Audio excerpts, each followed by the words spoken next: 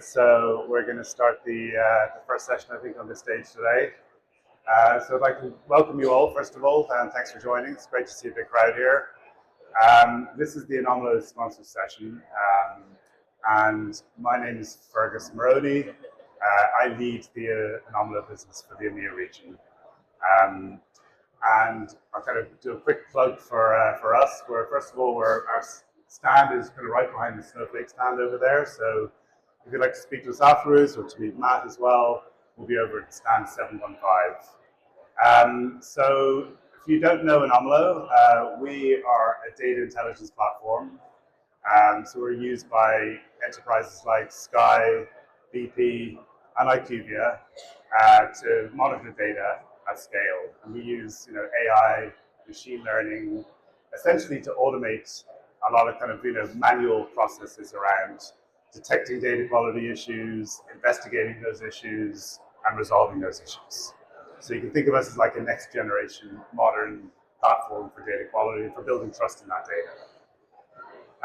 So it's a real pleasure to introduce Matt today. Matt Callender is the Senior Director of Product Management at IQVIA, and he's going to speak about the journey that they've been on with Anomalo for the past year or so. If you're not familiar with IQVIA, IQVIA is a leading healthcare intelligence company, so providing kind of healthcare data, clinical trial services to the pharmaceutical industry. And Matt's mission at IQVIA really is all about kind of moving IQVIA from a very traditional rules-based approach to data quality to a more modern approach using AI, machine learning, and automation, essentially to allow IQVIA to achieve data quality at enterprise scale at kind of lightning speeds. So Matt's going to kind of talk you through how they've approached that at IQVIA, and so I'll hand over to you, Matt. Please. Thank you, Fergus. I've got to start with this slide. I haven't got to read it. Summarise what I kind of like to say. Anything good I say is IQVIA's opinion. Anything daft is my personal view. So, as Fergus said, who are IQVIA? We are a leading provider of data and insight to the life sciences industry. So we serve pharmaceutical customers for clinical trial design, drug discovery, administration of clinical trials, all the way through to launch, and then monitoring products in market for both their sales volumes and their efficacy. And to achieve that, we have vast amounts of data. So the key things on this slide is that 1 million data feeds from 150,000 different suppliers. So we deal with enormous volumes of data, and healthcare data is not clean. Even while we have electronic transfers or modern shares, there is still often no standard structure. There's no national code, for example, in the UK. So we want to try to map UK drug use to our standards for what drug is. Lots of that is text-based analysis. In other parts of the world, we collect handwritten prescriptions from pharmacies, we scan them, and again, we catalogue them and describe them. So the data we start with is really challenging and very dirty. We have to clean it up and ensure we go from the mess coming in to quality coming out. And this challenge is complicated further by the fact that IQVIA use probably every single tech platform you can name. So we have everything from the most modern platforms like Databricks and Snowflake, all the way back to the IBM mainframe. We've got to process this data at speed across platforms and make sure the output is healthcare grade. And our customers, as you can imagine, demand accuracy and speed. Trust is critical to us. So we've been doing this for 75 years. In that time, the challenge hasn't really changed. Customers still demand the same quality now as they did in the 1950s. But what has changed is the scale and speed of the data. So when designing data quality systems, most organizations optimize for recall. Check everything to try to catch everything. And at scale, that means more rules, more exceptions, and more human effort in working out the root cause and the action to take. And ultimately, we end up with inefficiency and alert fatigue. And despite this, I'm sure all of us here still have situations where we publish data on time, but subsequently turns out to have an issue. So IQVIA want to work with Anomalo to use observability coupled with RCA agents to ensure our human experts review fewer signals with richer context and clearer customer impact. We want to reduce the gap between the signal, detection, and the action. as I was saying, in life sciences, we have high volume, high variability pipelines. And traditional approaches tend to have point-in-time snapshots analysis. Either you have a gated process, you find an issue too late, you have to do rework and work back, or you constantly write new rules to handle increasing complexity.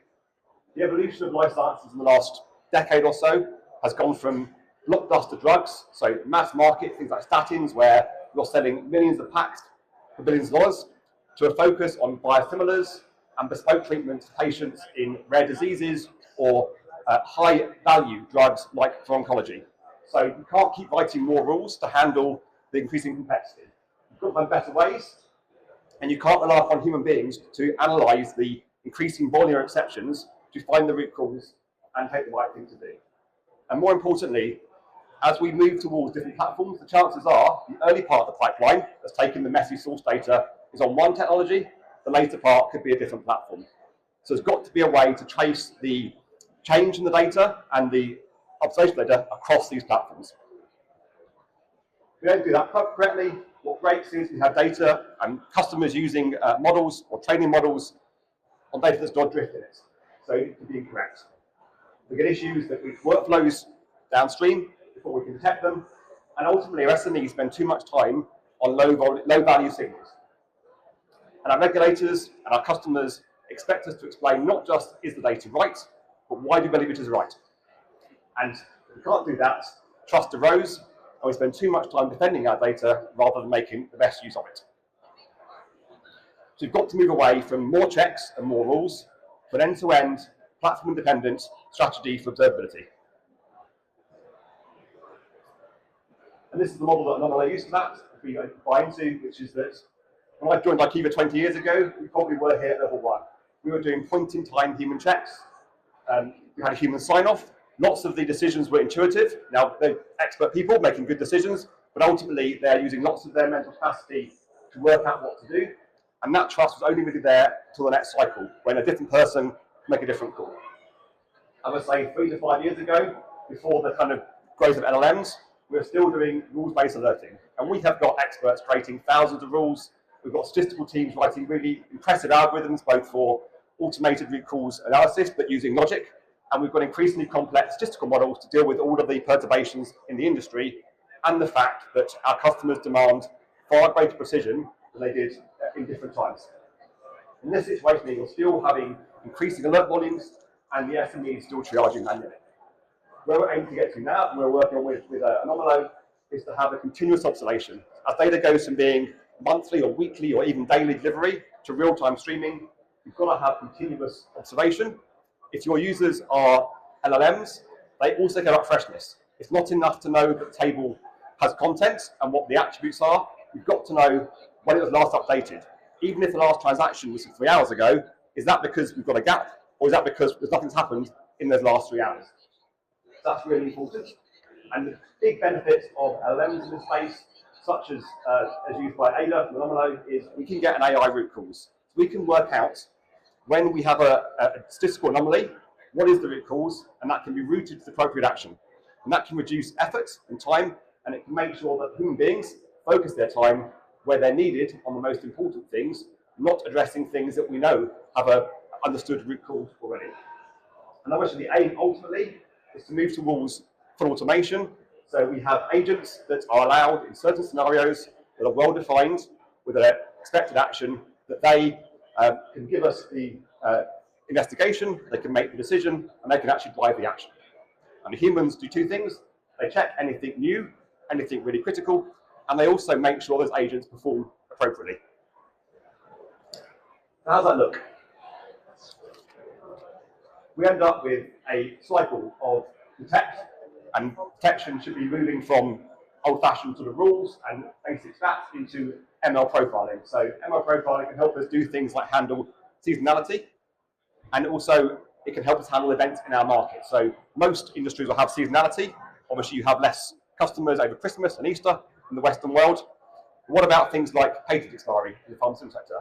We want to make sure we don't flag exceptions for events that we know have a understandable root cause. When we do find exceptions, we want that root cause to be diagnosed automatically. This is where LLMs can be so powerful. They can run scripts that can investigate the source tables. They can work out how an impact upstream has affected data downstream. Then we classify. So we want to understand the severity. Which things are critical for us to fix, which things can be part for later on, and which things can be ignored as noise. And finally, and this is the crucial thing, we have an action. We want to move away from just lots of analysis that detects issues to those being rooted to a distinct action. If you haven't got to the action, it's monitoring, it's not observability. To give a concrete example, we collect anonymized patient data in many countries, and we have different uses of that data. So, for example, if we detected that in our source data there was a patient with an inappropriate age, so a patient that's 200 years old, that clearly cannot be used for a study that cares about the patient age to find a sample. So if we were looking at trying to create a subset of patients who are female with Parkinson's between 50 and 70, that record is no good to us. It needs to be removed from that study, and it needs to be quarantined in that case. But that same data is also used to work out the split between different diagnoses for the same drug. In that situation, all we need to know is what did the patient get and what was the diagnosis they got it for. That same transaction can be used perfectly accurately and perfectly reasonably in that usage. So it's really important that the action is not universal, the action is context-based. A different example would be, and I'll show this at the end, is that often we find exceptions we can explain. But in the past, they would get explained internally, and that stays internal. Now we can communicate those exceptions to our customers. And this is win-win. Customers have great trust in data because they can see the trend we can see. They understand why we believe it's correct. But also, then they ask us the question. A customer asking us a question about data after publication will take us maybe half a day or a whole day for an analyst to investigate the root cause, produce the analysis, and tell the customer it's fine. The customer's got a delay between data delivery and data use, and we're spending lots more time explaining a trend we've already seen and already understood. So it's really important that we can get this action in an automated way to increase satisfaction and to reduce the effort we have to spend post-publication on analysing our data. And the key thing here is operationalising this. So we want to have an audit trail that goes across the different platforms that we use. When I joined IQVIA 20 odd years ago, we were using the IBM mainframe with SAS as our primary source of data processing. We've gone through Hadoop with Cloudera and others using primarily SQL, Spark and Scala. Now we're using Databricks, Snowflake with Python, and of course AI coding agents. The key thing is you want to observe the data as it flows through this pipeline, regardless of the platform, and to make sure that no matter what we see, it gets recorded. We understand what to do about it, and we record that decision. And ultimately, we can trace back what we did and why. And that allows us to have true observability, and especially if we're feeding agents, we have true context-based data use. Ultimately, we've got to move from these snapshots, where it's one-off point in time looking at data, into continuous observability, constantly reviewed after each cycle. So you've got detect, diagnose, act, and then learn. So the next cycle, you get you learn from the previous outcomes. So you focus not just on recall, but on precision and increasing precision. Crucially, you move from just surfacing alerts to action paths, and you try to automate those actions that are considered low risk, that human beings work on those that are higher risk or greater importance. And ultimately, you have lineage across the platform, you have context on the data and why it is correct for, and you have greater trust for our internal customers and our external customers. So a concrete example of this is from our proof of value with our US data. This is US sales data.